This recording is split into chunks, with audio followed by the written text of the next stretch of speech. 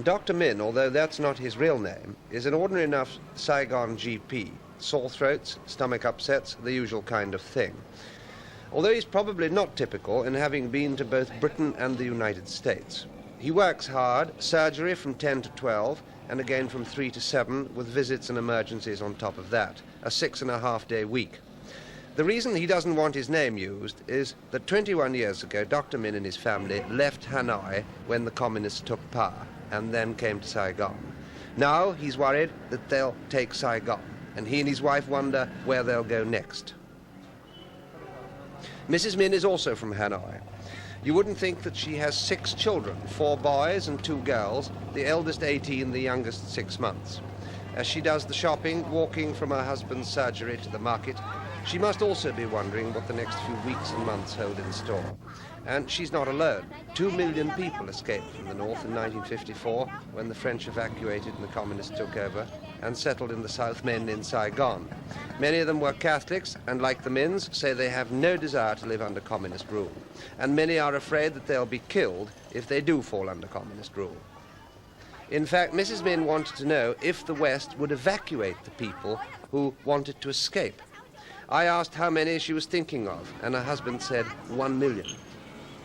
No doubt the Mins, being probably fairly well connected and fairly well off, will have a better chance than most. But at the moment, it's impossible to leave. The government don't grant exit visas.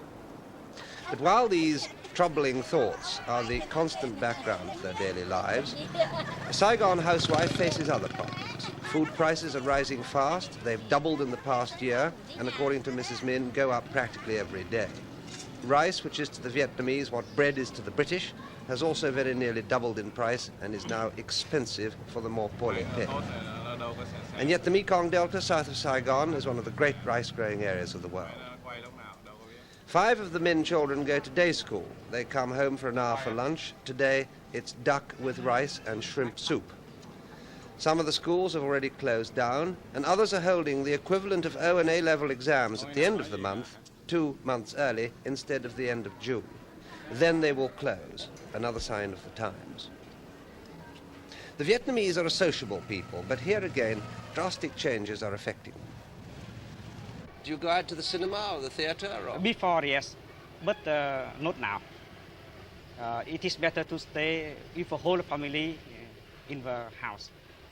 Is that because people are frightened, or? Yes, but people are frightened.